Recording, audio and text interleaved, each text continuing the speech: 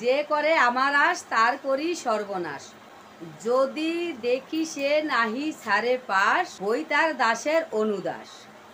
এখানে ভগবান শ্রীকৃষ্ণ এই কথা বলছেন যে নাকি আমার আশা করে তার আমি পুরো সর্বনাশ করে দেই, কিন্তু তাদের এত সর্বনাশ করি তারপরেও দেখি তারা আমার আশা ছাড়ছে না, তখন আমি তাদের দাসের অনুদাস হই।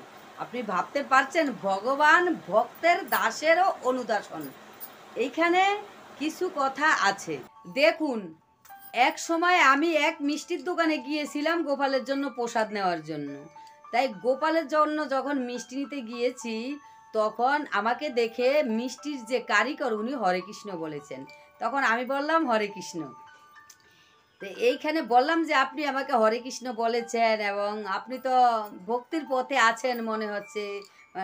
অনেকে তো বোঝা যায় যে কিছুটা ভক্ত বা মানুষকে তো দেখেই চিনে না কিছুটা। তা আপনি কেন তুলসীর মালা পরেননি?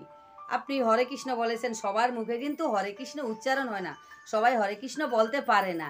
কারো কারো সামনে গিয়ে হরে কৃষ্ণ বললেও না হ্যাঁ কি এরকম করে হরে কৃষ্ণ বলে না, কারণ অনেক জন্ম জন্মান্তরের স্বীকৃতির ফলে মুখে হরে কৃষ্ণ আসে। তাহলে আপনি কেন তুলসীর মালা পরেননি? তখন বলছে কি, আমি এক কীর্তনে শুনেছি যে বলছে যে করে আমার আশ তার করি সর্বনাশ। তে আমার সর্বনাশ হবে, আমার ক্ষতি হবে, তাই আমি শুনে আমি তুলসীর মালা পরিনি। এইটা যখন উনি আমাকে বললেন তখন আমি বললাম যে তারপরে কি বলেছে, সর্বনাশ কোন সর্বনাশ হবে কিছু বলেছে? তখন উনি বলছেন আমি ব্যস্ততায় ছিলাম, ব্যস্তর জন্য আমি চলে এসেছি, আমি ওইটুকুই শুনেছি।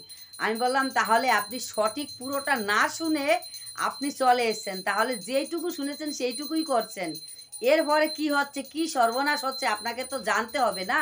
আপনারা কি ভাবছেন যে ভগবান শ্রীকৃষ্ণের যারা পুজো করেন তাদের পুরো সর্বনাশ হয়ে যায়, পুরো শেষ করে দেয় ভগবান, সব পুরো ভগবান সব লুট করে নিয়ে নেয়? তো এইখানে আপনারা কি বুঝছেন? এইখানে বলা হচ্ছে যে ভগবানকে ভজন করার চেষ্টা করি, যখন আমরা ভগবানকে মন প্রাণ দিয়ে ভজন করতে যাই তখন আমাদের বিশাল বড় ক্ষতি হয়ে যায়।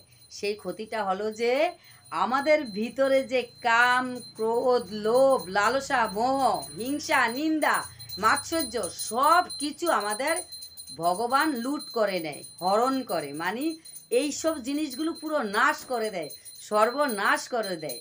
তাহলে এইসব জিনিসগুলো যখন আমাদের ভিতরে থাকে আমাদের হিংসা করতে সুবিধা হয়, মানে নিজের নিজের সর্বনাশ করতে খুব সুবিধা। আমাদের নিজের কীভাবে আমরা সর্বনাশ করবো এটা তো আমরা সবাই চাই, কারণ এটা সবাই জানে। চোরে জানে চুরি করা ভালো নয় তবুও সে চুরি করে, ডাকাত জানে ডাকাতি করা ভালো নয় তবুও সে ডাকাতি করে। তাহলে আমাদের সব কিছু লুট করে নেয় কে? ভগবান শ্রীকৃষ্ণ। যখন আমরা ভগবানের নাম স্মরণ করতে যাই, যখন আমরা ভক্ত হওয়ার চেষ্টা করি যে আমি শুদ্ধ ভক্ত হব, চোরও চুরি করে, জানে যে চুরি করা ভালো না চুরি করে, ডাকাত ডাকাতি করে, হিংসা যারা করে তারা জানে হিংসা করা ভালো না তবুও তারা করছে, কারণ আমাদের সর্বনাশ আমরা নিজেরা রাখতে মানে সর্বনাশ করতে আমরা ভালোবাসি। অনেকে হরে কৃষ্ণ নাম বললে মালা গলায় পড়তে বললে তুলসী পরিক্রমা করতে বললে করে না, কারণ তার সর্বনাশ সে চায়। কলিকালে বলছে মহাপ্রভু বলছে কলিকালের মানুষ এত পাপী তাকে উদ্ধার করতে চাইলেও উদ্ধার হতে চায় না, উদ্ধার করতে চাইলেও উদ্ধার হতে চায় না, কারণ তারা আরও দুঃখ নেবে, দুঃখ ছাড়া ওদের ভালো লাগে না। অর্থাৎ আমাদের দুঃখ ছাড়া আমাদের ভালো লাগবে না, আমাদের কি করে আমরা দুঃখ নিব সেই চিন্তা করি।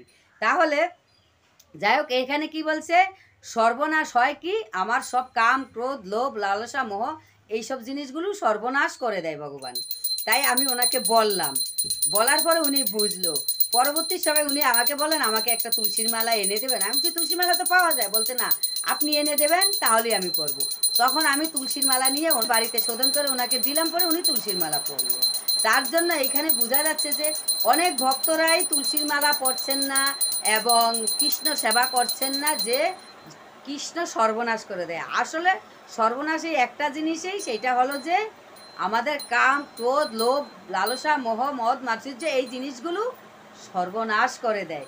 এছাড়া সর্বনাশ করে আমাদেরকে শুদ্ধ ভক্ত করে তোলেন এবং ভগবান আমাদেরকে কৃপা করেন, ভগবান আমাদের সঙ্গে সব সময় থাকেন। ভগবানের সন্তান কিন্তু সবাই, চোরও ভগবানের সন্তান, সাধুও ভগবানের সন্তান, কিন্তু 5টা সন্তানের ভিতরে যেমন যেই সন্তানটা মা বাবার কথা শুনেন, মা বাবা তার প্রতি একটু আলাদাভাবে আলাদা নজরে দেখেন।